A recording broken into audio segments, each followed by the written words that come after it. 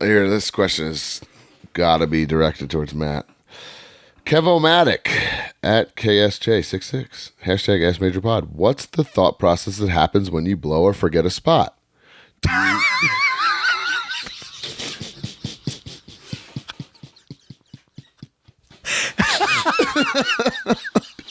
Do you Did go you to just the pick ref that to take or a shot at opponent Matt? first? How long before the panic sets in? Matt, take it away. I have two legendary load spot. There's one time against Heath. It's one of my favorite matches of all time. It's like Superstar or something like that. One of those shows. One of my Two absolute segments. faves. And like the first segment, we're just like not on the same page. You got it, Like, Mark. You got to get Heath talking about this on the show. Okay. We're just like blowing every spot. It's You like can't complete a spot without fucking up. everything that could go wrong goes Wait, wrong. what is this on again? It's Just on main event? Superstars or Like something. 2012, 2013, 2014.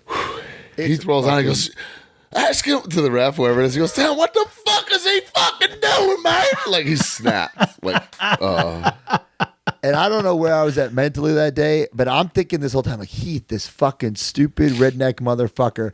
And then I was like, oh, man. No, it's me. I'm fucking up. I don't know what like I was doing. Like, I don't know where I was at. And we get back in. I don't know if he puts me in a hold or I put him in a hold. Like, hey, I'm sorry, I fucked up. And we get on the same page. And Seg 2 is phenomenal. it's great. And the crowd's like rocking. They're doing these like good falsies and stuff. They're back it's completely into it. different. Yeah. Another famous, what the fuck was I? What moment? What planet was I on? Day. It's me and Brian. I don't know. Is it like a just straight up tag against Bobby Roode and Ziggler, or is it like a turmoil match or something? Bro. Weird? I don't know what happened, but like Broski I was blow the short-circuited. comeback, Yeah. and the first thing that I do gets fucked up, and I blame Ziggler. It's not my fault. But like I wanted to come in. I don't know if I like hit Bobby or like bump Bobby, and then like clothesline Ziggler right over the top. But like he gets like, you know what? Somebody gets like caught, they don't go over. So it was like one of those that kind of got fucked up. And then there's like this other spot where like I break up a save, and like I don't know what the fuck I'm supposed to do. I remember don't- actually, now that you're saying this, Brian shared this. We talked, I think we might have talked about it on the podcast. I definitely watched the clip because Brian sent it. It was wild.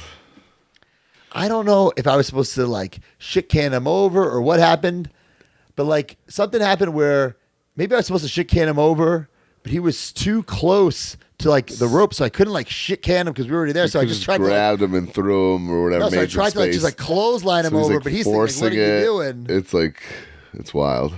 It was bad. Actually, my favorite Broski botch is the one with Apollo on SmackDown. Isn't it Apollo? Oh, that's he- just accidents happen. Because he That's just looks so dumb. That's like my favorite. that's You it's fall? the first live SmackDown, and I'm like the final 4, final 3, whatever, battle royal, and I go to do the infamous elbow drop, either onto Apollo or onto Kalisto or something, but I don't take into account the ropes are all slippery from oiled up men trying to get eliminated, and Yeah. I jump off and I fucking slip, but I catch myself. And then I just start mounting them. Yeah.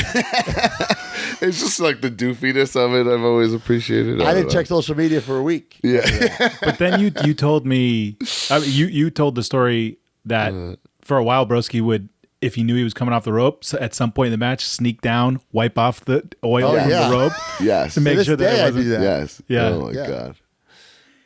I mean, my I think most infamous botch is falling off the top rope with AJ at PWG, which was terrifying. Which but, people like still can't fucking. I mean, guys, you find me a wrestler who's never botched something like. Yeah. Please find me because there's no such thing. But yeah, that was the worst one just because like we had like a really good match and it was the last thing. And in retrospect, I really wish I just declined. You know, it was AJ's idea. I literally met him that day, and he was the IWGP Heavyweight Champion. You know, it was a big scenario, and I wish I just said, I don't really think we should do that, or I'm not comfortable doing that. Could have got out of it. Yeah. Yeah, the question is about the panic, and So there's so much to that. Like, Yeah, When sometimes you're in there, it feels like 7 minutes have gone by, but then you watch it back and it's like barely a second, you know? But correct me if I'm wrong. Back in the day, okay, so I had a match a long time ago against Surratt, our friend of the show, and it was so bad. There was so many botches, and I was just head over heels, like in over my head. Could not get back on track. It was one of the worst fucking things I've ever done in pro wrestling, and it was so bad it made me quit. I quit wrestling for multiple years because of that. Jeez. Because I just, if I'm not good enough to handle myself, I don't deserve to be on these shows. That was my thought process. But I was so at the time, just you don't know. I wasn't good enough to get back on track. Period. End of story. Right. But then you one of the things that I've always said, you got to learn how to call matches on the fly, because not that you're going to call matches on the fly all the time, but you build the confidence to know that no matter what the fuck happens, exactly, you've got the skills to get back on track. And then the nervousness that you always have about remembering spots is almost gone, because no matter what, the worst fucking thing possible that could happen, we will get back on track. All these things that Broski said, yeah, you could tell there was a little stutter, but they got back on track. Right. And that's really what it is. It's the confidence in yourself that you know what you're doing. Yeah. That comes in time, and you just probably weren't there yet in your career. You know what I mean? If you stuck with it, who knows? Right. And clearly you've eventually got that, right? But that's really what it is. It's just, the confidence. Yeah. I always say to my guys, like, you got to have a lot of tools in your tool belt when you're a wrestler. That's one of them. Yes. You know what I mean? Yes. You got to be able to make repairs on the fly. Yes. And that's a tool you need to have. Like the biggest confidence builder was wrestling with Caster for 1 year every day before practice on the fly, no matter what. And then you just know, no matter what, every scenario you have a backup for it. I don't know if Broski remembers this. There was something where like it was a live event with Jesse and Festus, and Gallows like tore his hamstring in the Shine or something like real bad. Oh, fuck. But we had already cut off. We had just cut off Jesse. There's still a lot of the match to go, and the ref told us, and we were both like, yeah, fuck it, we'll just do the whole heat and let them roll us up like out of nowhere in the heat, and that'll be it, and like, don't worry about it, we don't have to go home now.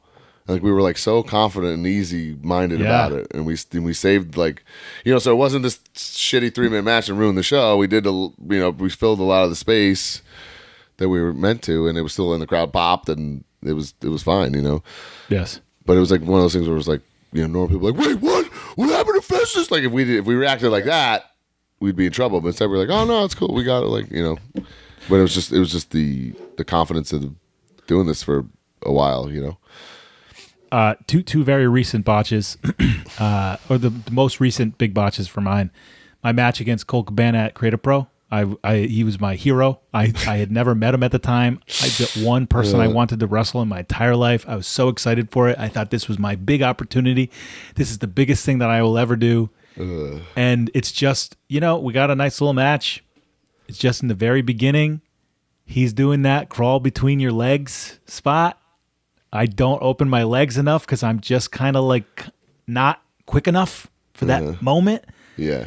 And he kind of stumbles, goes through. He grabs me, throws me into the corner, and he goes, "Oh, Marky, I'm mad now." Whap! Yeah. Nails me with some chops. Kayfabe hothead. He's a kayfabe hothead. Gets me back in the middle. And now I'm like, well, I fucking blew it. This is it. I've ruined everything, and I'm stiff. I'm fucking nervous. And then he goes, "Relax, loosen up. It's fine." And then we were back to it. Yeah. Him relaxing me at that moment, he was so good that he could tell that I was fucked up.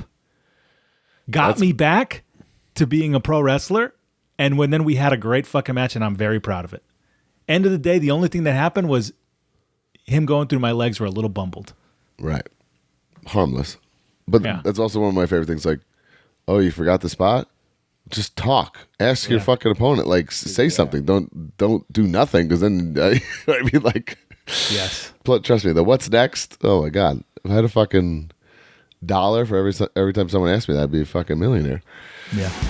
Join the community at MajorMarks.com and get access to exclusive content, behind the scenes footage, and become a member of the Major family. You get bonus episodes on our careers, wrestling figure history, and exclusive interviews with our friends and legends in the business each month. You also get early access to YouTube videos and, of course, the weekly podcast ad-free and breaking news updates. Brand new shows featuring Oh, baby. and you.